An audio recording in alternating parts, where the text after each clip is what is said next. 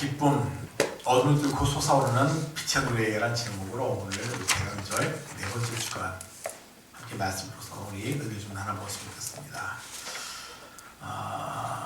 우리가 지금 아까 영상에서 네 번째 촛불을 갖다가 함께 쭉 비쳤었는데요. 참 12월 달을 가만히 생각하면 참 우리가 신기한 게 항상 마지막은 우리가 좀 우울하고 슬플 수밖에 없는 게 우리 삶이지 않습니까? 근데 12월만큼은 또 그렇지 않은 것 같아요. 아마도 성탄절이 있으니까 우리 마음 가운데 이런 기쁨이 있지 않나. 바로 평화의 왕이 오시고 기쁨의 주로신 우리가 주님 때문에 이렇게 기뻐하고 감사할 수 있지 않을까라는 생각이 들었습니다. 자, 제가 좋아하는 예화가 하나 있는데, 시호가 있는데, 세계 제2차 대전 당시에 그 독일 휘르트켄 수소이라는 곳에서 있었던 그 이야기입니다. 그 지역에 오두막이 하나가 있었고 한 가정이 살고 있었는데 유난히 추웠던 겨울이었대요. 눈물아치고 정말 추운 1944년도 12월 24일이었대요. 그러니까 전쟁이 끝나기 얼마 안 남은 그 아주 막바지에 달았던 그때였는데 그 겨울도 무척이나 추웠답니다. 눈물아치고 그 추운 겨울에 집에 어머니하고 아이들이 숨지어서 살고 있는데 밖에서 문을 두드리는 소리가 들리더래요. 그래서 열어봤더니 독일병 군사 3명이서 다쳐가지고 쓰러져서 있으면서 도와달라고 했다는 것이죠. 그러니까 이 어머니가 들여가지고 그들에게 물을 주고 마시고 주면서 그들을 이렇게 돕고 있는데 또 잠시 후에 또 여기서 똑똑똑하고 노크가 들리더라는 거예요. 열어봤더니 이번에는 미국 군 병사 4명이서 서 있더라는 거예요. 안에는 독일군, 밖에는 미군이 있으니까 완전히 전쟁터잖아요. 서로 원수지간이에요. 갑자기 서로 총불이 갖다 겨누면서 분위기가 아주 살벌해지고 아주 살벌해졌다고 이야기합니다. 근데 그때 어머니가 용기를 내가지고 아주 떨리는 소리로 이렇게 얘기했대요.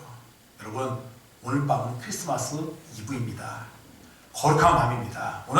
오늘만큼만이라는 우리 서로 죽인을 하지 말고 형제로서 같이 저녁을 먹읍시다 하면서 총을 내려놓으세요라고 했는데 이 7명의 병사들이 그냥 그 어머님 말에 수긍해서 총부리를 내려놓더란 거예요. 그래서 기적 같은 일이 벌어졌는데 이 미군이 들어와서 같이 있으면서 그저 보니까 독일군 한 사람이 아마 의학도였나 봐요. 그러니까 다친 미군을 갖다가 치료해주고 어머니가 준비한 음식이 화려하지 않지만 함께 밥을 먹으면서 함께 음식에 앉아가지고 식탁을 나누면서 그들이 함께 이런 식탁을 나눴다는 이야기입니다. 그때 어머니가 이런 말 했대요. 평화의 왕이신 주님, 우리의 손님이 되어주십시오 라고 기도를 했을 때 모든 병사들이 아마도 전쟁에 지치고 지쳤겠죠. 눈물을 흘리면서 아주 감동을 쏟았다라고 하더라고요. 다음날 아침이 됐는데 이 군사들이 여러분 서로 손잡고 인사하면서 헤어졌다라고 하더라고요. 여러분, 무엇이 이런 기적을 만들었습니까? 어머니의 지혜입니까? 어머니의 능력입니까? 아니죠. 그날이 바로 아기 예수가 이 땅에 오신 날이기 때문에 바로 그런 기적들이 이루어졌다는 것이죠. 전쟁터 같이 살벌한 오셨지만 평화의 왕이 오셔서 진정한 기쁨을 이들에게 허락해 주셨다는 것입니다. 여러분, 그 삶의 세상을 보면 촛불이는 우리가 서로 겨누지 않지만 그야말로 전쟁터 같은 세상이 요즘이다라는 생각이 들어요. 경제가 어렵고 정치가 혼란스럽고 사회가 흔들립니다. 가정들이 흔들리고 있습니다. 정말 이런 불안한 마음, 이런 것 때문에 사람들이 더 자극적이고 더 재미있는 것들을 갖다 추구하는 것 같아요. 그래서 요즘은 텔레비 드라마 잘 안 본대요. 그러니까 유튜브, 그것도 짧은 1분짜리 짤막한 쇼폼을 보면서 사람들이 자꾸 자극적인 것을 보고 한다고 하더라고요. 그래서 뇌과학자들 이야기를 이것을 갖다 그래서 우리 시대는 도파민의 시대다. 사람들이 쾌락을 갖다 추구하는 도파민의 시대다 이렇게 이야기하고 있습니다. 여러분, 세상이 쾌락은 넘쳐나지만 진정한 기쁨을 상실한 세상이 바로 우리가 살고 있는 세상이란 거예요. 재미는 있지만 진정한 기쁨은 돈으로 살 수 없습니다. 재미는 여러분 상황이 좋을 때 느낄 수가 있지만 기쁨은 어때요? 전쟁의 한복판에서도 느낄 수가 있고 감옥 안에서 느낄 수가 있는 것이 기쁨이다라는 사실이에요. 우리가 여러분 이 땅에서 정말 필요한 것은 잠깐의 쾌락이 아닙니다. 잠깐의 즐거움이 아니에요. 주님이시는 참된 기쁨이 우리에게 필요하다라는 사실이에요. 우리 교회 여러분 51년의 여정을 저는 자세히 모르지만 우리가 생각할 때 얼마나 힘들고 어려운 순간들이 많았겠습니까? 여러분 근데 그 순간순간마다도 힘들고 고됐지만 여러분들이 슬프게 지나는 사람은 아니잖아요. 어려웠지만 그래도 기쁨으로 주님을 예배하고 봉사하고 헌신하고 이 자리까지 온 것 아니겠습니까? 세상은 쾌락과 즐거움을 주지만 주님은 우리에게 진정한 기쁨을 준다. 아멘. 우리 시간 여러분 그런 기쁨을 만끽하시고 그 아까 숲속 오두막에 임했던 그런 평화와 기쁨이 오늘 우리 예배 가운데 충만하게 임하시기를 주의 이름으로 간절히 축원해 드리겠습니다. 아멘. 자, 그렇다면 여러분 이런 기쁨의 원천이 무엇일까? 기쁨의 원천이 무엇일까? 오늘 성경은 우리의 기쁨의 원천에 대해서 지금 얘기해주고 있는데 그건 여러분 우리에게서 가지고 돈도 아니에요, 명예도 아니에요, 우리의 건강도 아니에요. 성경 우리한테 이걸 말씀해주고 있습니다. 같이 말씀 읽읍시다. 10절 시작. 그들이 너를 보고 매우 크게 기뻐하고 기뻐하더라. 지금 그들이 누구죠? 동방박사들. 동방박사들이 별을 따라서 오게 되는데 번이서 오게 되었는데 그들이 별을 딱 멈춘 그 상황을 보고 어떻게 했다고요? 매우 크게 기뻐하고 기뻐했다. 매우 크게 기뻐하고 기뻐하더라. 오늘 보면 여러분 이것은 기쁨이 폭발했다. 환희에 차서 어쩔 줄 몰랐다라는 그런 의미를 갖고 있다는 거예요. 한번 상상해 보십시오. 여러분 수백 미터 수천 킬로 떨어진 그 멀리에서 이런 그들이 별 하나 보고 그들이 쫓아왔잖아요. 얼마나 고딩 길었습니까? 그들은 여러분 왕궁을 만들어 들어갈 정도의 좀 지쳐놓았던 지성인들이었습니다. 근데 그들이 세상의 즐거움들 다 경험했던 그들이 오는 시간에 작은 별 하나 멈춘 그것 때문에 이 외양간에 있는 그 아이 그 한 모습을 바라보면서 그들이 너무나 기뻐가지고 매우 크게 기뻐하고 기뻐했다라고 성경은 말씀하고 있다는 것이에요. 여러분 왜 기뻐하는 거예요? 다른 거 아니에요. 그들은 예수님을 알아보는 거예요. 저분은 메시아야. 저분은 우리의 죄를 위해서 우리의 죽음의 문제를 해결할 영원한 구세주로 왔다는 사실을 알았기 때문에 그 지체로 봤던 그 동방박사들이 그 주님 앞에서 무릎을 꿇고 경배하며 기뻐하고 기뻐했다고 말씀하고 있다는 사실이죠. 우리 인간이 여러분 참으로 위대해서 요즘 보면 여러분 세상에 얼마나 정신없이 바쁘게 돌아가고 하는지 모르겠습니다. 그런데 아무리 여러분 우리가 우주선을 쏘아 올리고 AI가 세상에 갖다 지배하는 것 같아도 여러분 우리가 해결하지 못하는 세 가지가 있죠. 뭐죠? 죄와 고통과 죽음의 문제입니다. 이건 여러분 우리가 해결할 수가 없어요. 특히나 죽음은 누구도 피해갈 수가 없어요. 여러분 저나 여러분이나 모두가 다 그 유통기한이 있다는 거예요. 내 건강도 내 부귀영화도 내가 누리는 모든 것은 여러분 지금 유통기한이 있다는 사실이에요. 그러니까 항상 사람들의 마음 가운데 뭐가 있어요? 두려움만 있는 것이죠. 항상 근심이 있는 것이죠. 이런 여러분 절망에 갇혀있는 우리 인류에게 예수님께서 오셨습니다. 그리고 선포하십니다. 같이 읽어봅시다. 시작. 내가 진실로 너희에게 이르노니 내 말을 듣고 또 나 별신이를 믿는 자는 영생을 얻었고 심판에 이르지 아니하나니 사망에서 생명으로 옮겼느니라. 여러분 이 말씀이 얼마나 귀합니까? 여러분 이미 완료형이에요. 믿는 자는 영생을 얻었다는 거예요. 그러니까 예수 잘 믿으면 영생 줄게 아니에요. 주를 믿으면 어떻게 해서 영생을 얻었다는 거예요. 심판에 이르지 아니한다는 거예요. 사망에서 생명으로 이미 옮겨졌다는 거예요. 한 번 얻은 구원 여러분 절대 잊어버리지 않습니다. 더 이상 여러분 지옥은 우리랑 감격한 곳이라는 거예요. 우리가 주 안에서 영생을 얻었다는 거예요. 세상 사람들은 죽음이라는 것에 대해서 두려워하고 근심하고 있지만 우리는 여러분 두려울 필요가 없어요. 저도 목회하면서 여러분 장기를 많이 치러보지만 진짜 예수 잘 믿는 사람이 여러분 죽으면 달라요. 표정부터가 달라요. 얼마나 편한데요. 그 죽음 앞에서 두려워하지 않고 주님 만나는 그 사실 때문에 편안하게 갈 수 있는 것이 여러분 아무나 누린 겁니까? 우리만 누렸으면 얼마나 큰 축복인지 몰라요.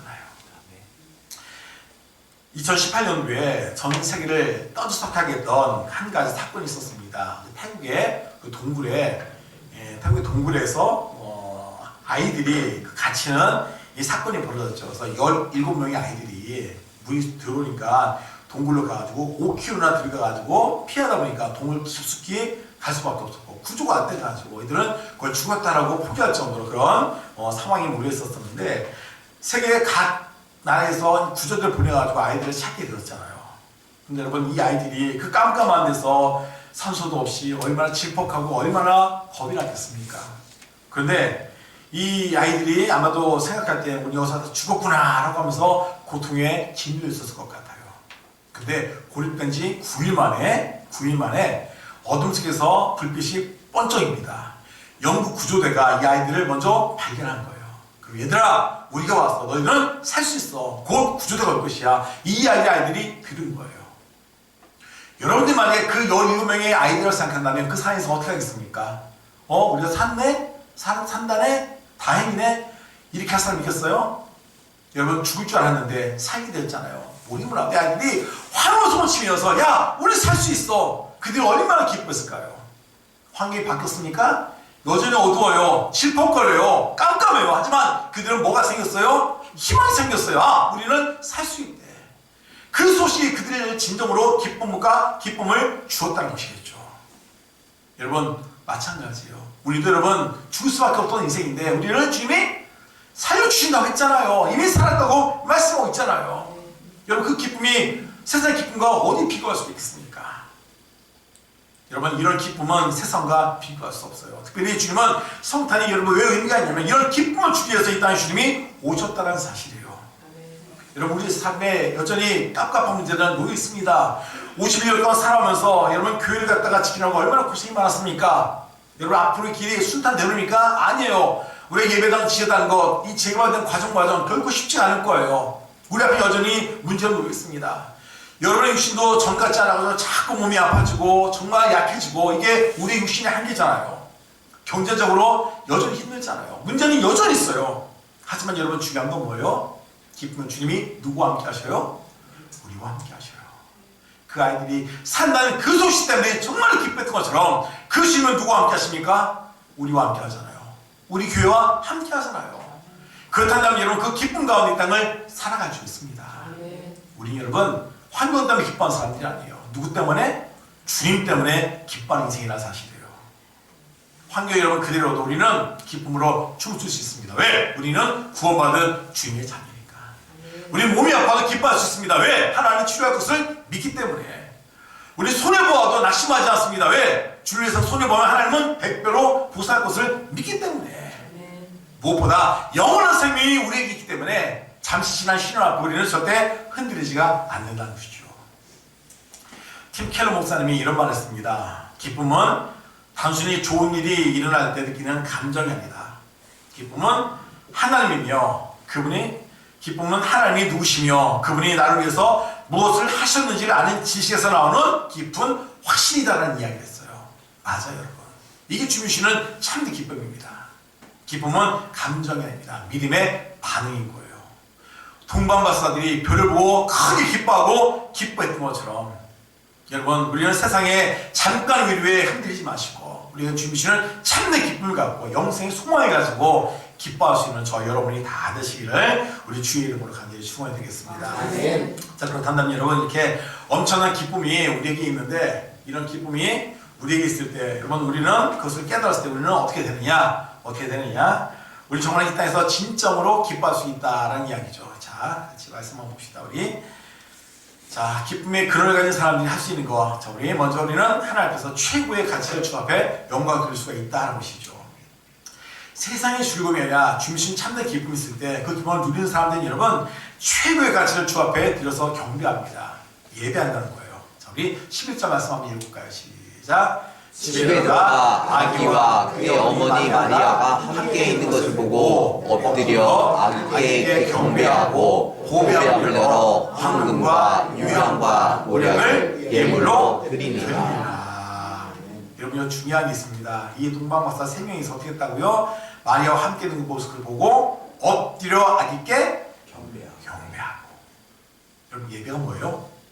하나님께 찾아와서 엎드려 경배하는 게 이게 예배잖아요.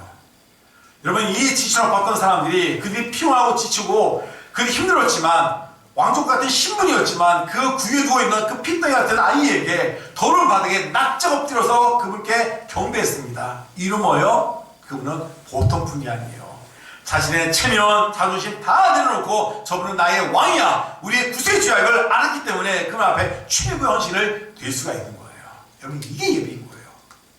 여러분, 예배를 소리 의심합시다.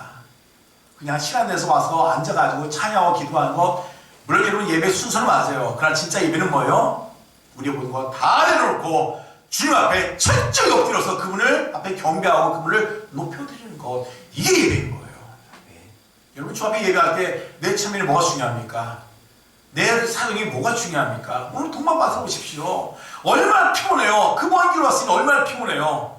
지체가 얼마나 높아요. 하지만 그 아기 예수 앞에 철저히 낮아지고 낮아지는 모습. 여러분, 교회는 상석이 없습니다. 상석이 없습니다. 교회는 다 똑같아야 돼요. 여러분, 우리가 정말 낮은 자세로 주 앞에 철저히 예배하며 경배하는 것, 바로 이런 삶의 이런 주님의 은혜를 깨달은 사람들은 이렇게 하나님을 경배해야 된다고요. 또 하나 여러분, 나의 마음과 몸을 갖다 드려서 또한 헌신하는 게 또 우리에게는 필요하다는 거예요. 자, 이 동방바스더니 그냥 왔나요? 뭘 갖고 왔죠? 예물 갖고 왔는데 황금과 유향과 모략을 갖고 왔습니다. 황금은 왕권을 상징해요. 유향은 신성을 갖다 상징해요. 모략은 예수님의 죽음을 상징하고 있습니다. 나의 왕으로서 인정하면서 그분 앞에 자신의 보배를 아낌없이 드렸던 것이 바로 그들의 삶의 모습이었죠.